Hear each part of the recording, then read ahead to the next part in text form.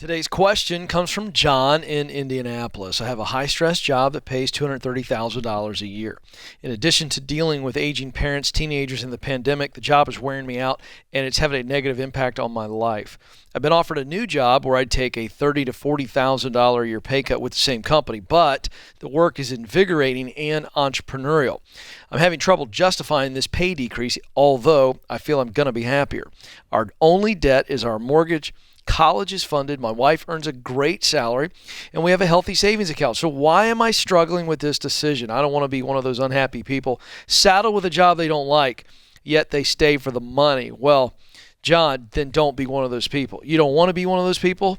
So my mentor, this guy to the left of me, he's got a great little tactic when he gives a speech and he's talking about money changing. You go, just aside, just a little quick clap. And I think, John, you don't want to be one of those unhappy people that stay just for the money. Let me help you a little bit. You don't need the money.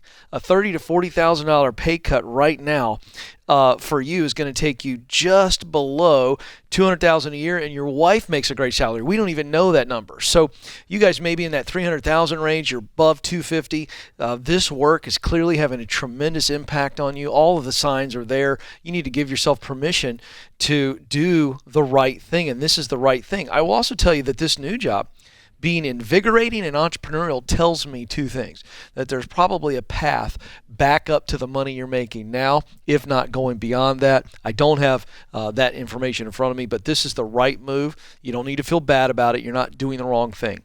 You know, Dave, it reminds me, we heard our last, the Debt-Free Screamer, talk about deprogramming.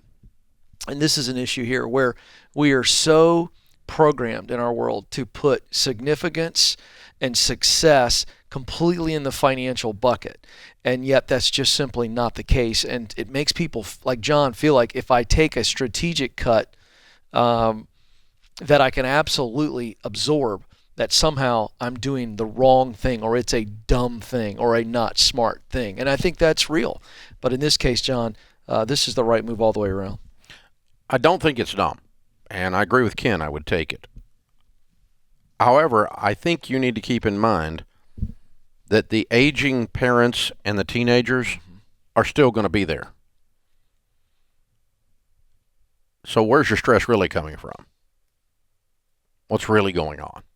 I mean, have you got some family stuff that's out of balance and you need to set some boundaries? Have you got some tough decisions you've been unwilling to make with either one of those other two subjects that are that are the real cause of the stress? Make real sure you're treating the right problem, not the symptom. And the second thing is this. Again, I'll agree with Ken. Take the job, John. However, I do not agree with the supposition that the only way you find happiness is to move down in income. That you can't find something that's invigorating, what was the phrase he used? And entrepreneurial that pays $300,000 a year. Why is it we always think to be happy we have to make less money? What is this stupid thing that's floating around in this culture that says that? By the way, if you do something you love, you're better at it, and you should make more money, ultimately. Yeah. I mean, but this idea that you have to have poverty associated with happiness or less money associated with happiness is absurd. So I would choose a third option as a consideration, and that is, where can I find something invigorating, entrepreneurial that pays $300,000? Oh. Why is it we have to go down all the time? I don't understand this. So anyway, it's okay if you do, and I'm going with Ken's recommendation, but I'm going to challenge you on those 2 points. Make sure you got the parents and the teenager thing working, because, dude, that's still going to be there. Yep. And you got to be careful what you think the stress is. So, the first time that happened to me is when I filed bankruptcy. The bankruptcy attorney didn't do a lot of things right, but he said one really wise thing. He said, because you're under this tremendous weight of debt, which feels like he feels, right? You got this overwhelming anxiety over the top of you, and where you're like something standing on your chest. I can't breathe. And then the day you file bankruptcy, that debt's just poof, most of it anyway, is gone, right?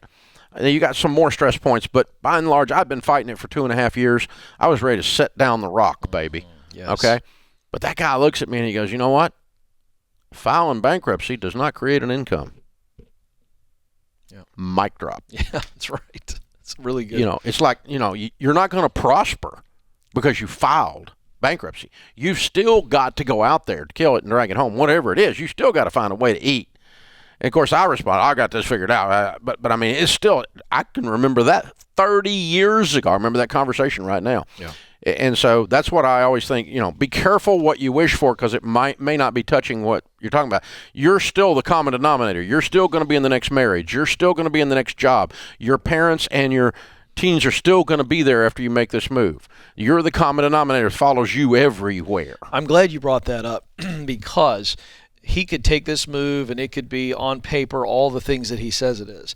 But if the personal life is burning, the job doesn't solve that. Right. It will help, right? In some ways, you've got some purpose as you move into the office. But if it's 70% job stress and 30% family, it'll help. It'll help. If it's the other way around, it's not going to make a difference. You're just going to make less money is all you're going to do. That's exactly right. And I think that was a really great call out here. And I would also agree with you in this situation, if that's the only thing that you've got, but it's rarely the only thing. And this is a situation going, well, I've got an opportunity here. And it's going to be better in all these ways, and it's less money. And I think you're right. You got to consider the whole field, the whole universe of jobs.